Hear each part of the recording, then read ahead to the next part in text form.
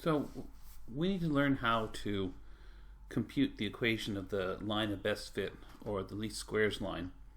But before we do that, there's some important concept we need to cover first, which is the idea of the correlation coefficient. The correlation coefficient is a number which measures how strong a positive or a negative trend there is in a scatter plot. I'm going to show you the idea behind it, and I'm going to show you how we compute it. So what I have here is I have the hand span and forearm length data for the class. Here's the raw data over here, and here's the scatter plot. And I've added to the scatter plot a vertical and a horizontal line, which are the mean. The vertical line is the mean hand span, and the horizontal line is the mean forearm length.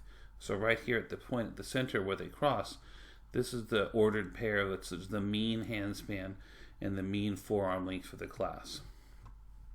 And so students over here are above average in both. Students over here are below average in both.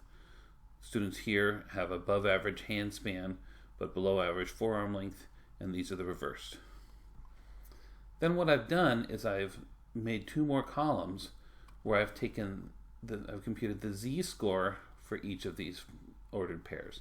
So I have the z-score for hand span. You know how z-scores work. It measures standard deviations from the mean. And then I have the z-scores for the forearm length, again, standard deviations from the mean. So, for example, this student right here is near the average in both. Their hand span is only 0.17, approximately standard deviations above the mean. Their forearm length is 0.08 standard deviations above the mean. So it's probably this student right here, I would think. Yeah, that's that student. And then what I've done is I've made a scatter plot of those z-scores. And there's some things I'd like you to notice when I look at this scatter plot.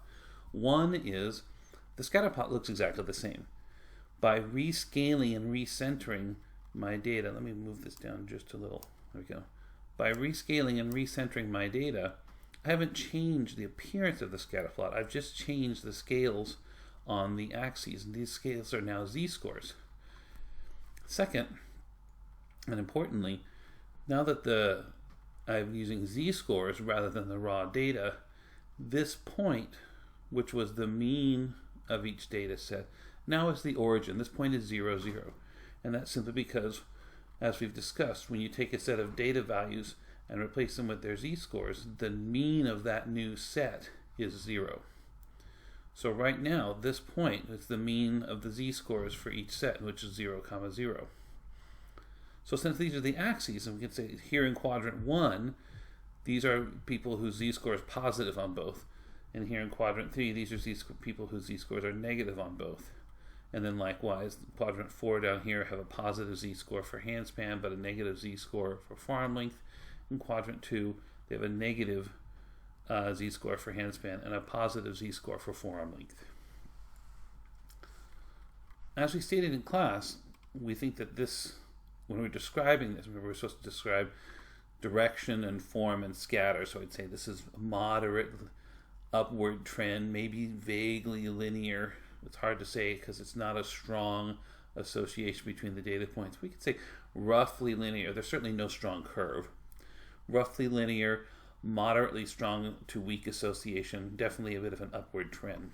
What I want to focus on here is that upward trend. Because there's an upward trend,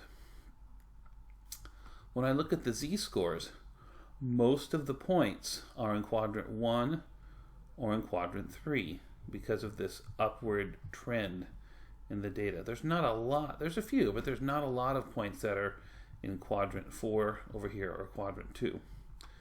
And what characterizes these quadrants is that in quadrant 1 and quadrant 3, the z-scores have the same sign. Here they're both positive, here they're both negative. If you look at the coordinates of a point, like this point right here, it's got a positive coordinate for both of them. Here it's got a negative coordinate for both of them. In these quadrants, there are not many points where the z-scores are opposite signs. That's going to be important when we figure out how to compute the correlation coefficient. Let me look at another example. Not that one. Oh yeah, that was one I wanted. This one. So here's another example. This is just some numbers I made up. Here's some x, here's some y. So if I were to describe this scatter plot, I would say it's got a fairly strong association. There's not a tremendous amount of scatter. It definitely looks like it's following a line as opposed to some curve or something like that. And there's definitely a downward trend. If I do the same thing that I did with the previous scatter plot, where I replace each of the x-coordinates with their z-score, and I replace each of the y-coordinates with their z-score, I get a scatter plot that looks like this. And again, it looks the same, except I've recentered and rescaled my axes. So now for this one that has a negative trend, now most of the points are in quadrant 4 or quadrant 2, where the signs of the z-scores are opposites one another. Here all these points have a negative z-score for x, but a positive z-score for y. All these points are the reverse, but the signs are different. There's just a few points where the z-scores have the same sign. There's these 3 here, which have very small negative z-scores in both values. And this is going to drive the way we compute the correlation coefficient. So let's look at how we actually compute the correlation coefficient. Okay, so now we're going to look at how we actually define the correlation coefficient. And our definition is going to be using z-scores. So here's a scatter plot, and I'm not going to have any actual numbers here. I have already changed these to z-scores. So that means that this point right here is the origin 0, 0. So these points have positive z-scores for both x and y. These points have negative z-scores for both x and y. And these have opposite signs, positive, negative, or negative, positive. And this has a pretty strong positive trend to our scatter plot. And so we would want a number that reflects that there's a positive trend here. And the way we actually define the correlation coefficient is pretty straightforward. What we do is we take each of these points. So let's say this here is our first pair. So I'm going to say zx1, zy1, and this is zx2, zy2, and etc. I'm not going to label all of them. What we do is we multiply together each ordered pair. So I'm going to have zx times zy. And I'm going to do that for every ordered pair. So I'm going to have this long list of products. Now, if you have points in quadrant 1 or quadrant 3 that have the same sign, this product will be positive. And if you have points that have opposite signs, this product will be negative. So what we would expect is if there's a lot of points in quadrant 1 and quadrant 3, we'd have a lot of positive values and very few negative values, and vice versa. If there are a lot of points in quadrant 2 and quadrant 4, we would expect a lot of negative values and very few positive values. And if there's no real trend, if there's just points all over the place, we'll have roughly equal numbers of positive and negative values when we multiply these together. And this forms the basis for the calculation. What we do is we take all of these products and we add them all up. And so this is our summation notation. There's going to be a video talking about summation notation statistics, which you can view if you're confused by this. But this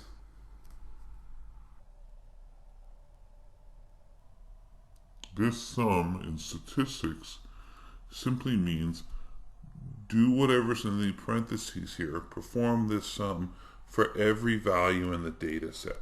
So here I have a bunch of x, y ordered pairs. There's z-scores, zx, zy's. I'm going to multiply them each pair together, and then I'm going to add up all of those products. And then what I need to do is one last step to get the correlation coefficient, and that's simply, if I have a very large data set, this is simply just going to get bigger. If I have a very small data set, it's not going to be very big. So to account for that, I divide this sum by the number of points in the data set, by the number of ordered pairs. This is number of ordered pairs.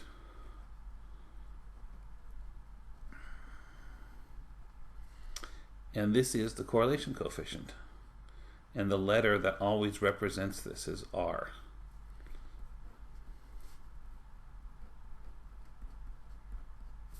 You can't see that. R is the correlation coefficient.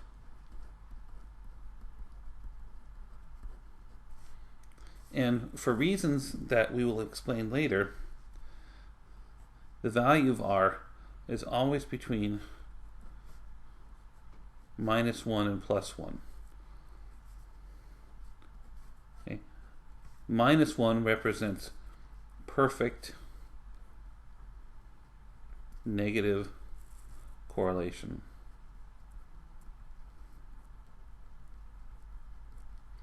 This would be a data set that falls on a straight line that has a negative slope. And this would represent the reverse. This would represent perfect positive correlation. This would represent data that falls on a straight line that has a positive slope. And a 0 represents no correlation whatsoever. There's no positive or negative trend. So the closer you are to 1 or -1, the stronger the positive trend. And the farther you are, the closer you are to 0, the less positive or negative trend you'll see in your data. This is not a formula that you'll have to do by hand, but we'll come back to this and try to understand what the consequences of this formula are on the correlation coefficient. So let's go back and look at the computer scatter plot again. So here I've made a scatter plot, just dropped some points here that I can drag around, and I've asked Fathom to compute the correlation coefficient for this scatter plot. So this scatter plot has a very, very strong positive trend. These points are very close to falling on a straight line with positive slope. And when I measure the correlation, I get a correlation very close to 1, 0.994. And all I wanted to show you here is what effects weakening or changing the direction that this correlation has on the correlation coefficient. So I can just move these points around. If I start moving them away from being such a strong, following that line so closely, you can see the correlation coefficient begins to decrease. It's still close to 1, so you would still say there's a positive correlation here. But as I move them to being more of just sort of a random blob-like shape where there's no obvious positive trend, the correlation coefficient gets closer and closer to 0. Now, you don't need to be able to look at a scatter plot and say, oh, that's a correlation of 0.27, obviously. That's not anything I would expect you to do. In fact, correlations are very difficult to identify visually, but what you should be able to do is if I show you two scatter plots, you should be able to say, well, that one should have a correlation coefficient that's closer to 1 or closer to 0 than the other one, because you can see the difference in how strong the correlation is. So you should be able to compare rather than just estimate directly if I have one of them. For example, if I look at this, I would say this has almost no positive trend, and there's very little pattern whatsoever to the scatter plot, but it's still giving me a correlation of 0.27, which is, to me, that's surprising. And if I keep dragging these points around so that they end up being on a line with negative slope, then I see my correlation coefficient becomes negative, and I can get it close to -1 by putting these points on a line with negative slope as close as I can. So there is the first example. Now there's one more thing I'd like to talk about, which is the effect of outliers on the correlation coefficient. Let me change these to z-scores. So I need to bring up my data values, and I'm going to add a computation of z-scores. So bear with me here while I add some z-scores. This just takes a second. I just have to tell it to subtract the mean and divide by the standard deviation. So there's the z-scores for the x, and I have to do the same for the y. Take the values, subtract the mean, divide by the standard deviation. So there's the z-scores for y. And now I want to make z-scores on these axes rather than actual data values. So there we go.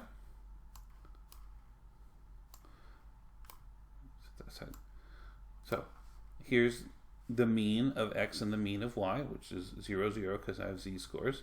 And here I have my scatter plot with correlation. Now, this is going to look peculiar because if can I drag these? I can't drag these points around. I have to drag around because they're computed points. Let me, I have to set this Z1 aside. Let me make another graph of the raw data values. Because I can drag the raw data values around. Anything that's computed with a formula, you can't drag around. You have to compute things that are not formulas. So going back to what I was talking about, here's my data values, and here they are as z-scores. If I drag around a raw data value here, you'll see this plot adjusting, and it's going to adjust in a peculiar way because the z-score is a complicated thing. If I move this point up, the other points are shifting around too because I'm affecting the mean and standard deviation of everything when I move this point around, and so all the z-scores are going to change.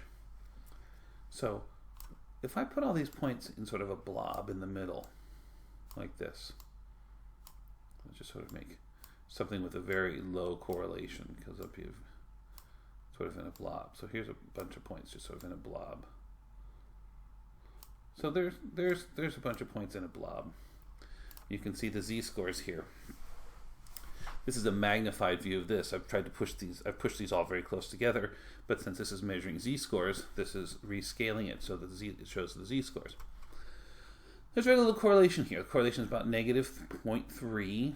There's points in all 4 quadrants. What I want to look at is what happens if I take one of these points and make it into an outlier. And outliers can have a very unusually strong effect on the correlation coefficient. And let's drag one of these points far off and you can see why. Let me put this point way out over here. Far, far away from all the rest. So what I've done is I've made the correlation 0.85. And if I look at this scatter plot, it's like, why on earth would this have such a strong positive correlation? It's a bunch of points in a grid and then this one outlying point. And that's explained by looking at the z-scores. You see, outliers, the standard deviation of when you put a large outlier in a data set, the standard deviation is very, very strongly affected. And since we're dividing by the standard deviation when we compute z-scores, the standard deviation of this set of data is very large. And so all of these points, their z-scores get smashed in by 0. What happened to this point? Well, its z-score got so large that it's been thrown way, way, way out here. So its z-score is nearly 3 for both x and y. And if you remember how we compute the correlation coefficient, we multiply together each of these pairs and then take an average. So I do zx times zy, I multiply together this point's coordinates, multiply this together, this point's coordinates, multiply together, and so on and so forth. Well, all of these points' coordinates are very, very small. They're very close to 0. And this one point has coordinates that are, its z-scores are much larger than all these. So when I multiply together the z-scores, this point is basically dominating the entire sum. When I multiply together each pair of z-scores and add them up, this point's calling the shots. It is controlling the entire correlation. That's why this correlation is so unusually high. If I were to take this point and drag it all the way down here, now I get a peculiarly strong negative correlation. And one thing I want you to understand is this correlation coefficient, while mathematically it's correct, it's telling a lie about the data set. If you say, hey, this collection of data has a correlation about -0.9, you would expect to see a scatter plot that has a downward trend and that's following a line pretty closely. And you wouldn't expect to see something like this. So you should never report a correlation coefficient without having some sort of picture of the data. The scatter plot says a lot about the data set. The correlation coefficient is boiling that down to a single number. And while it's good as a summary, it can basically fib. It can tell a false story about the scatter plot if you don't have the scatter plot with it. So outliers can have a very, very strong effect on the correlation coefficient, and you have to be aware of that. So that's all I have to say about the correlation coefficient right now.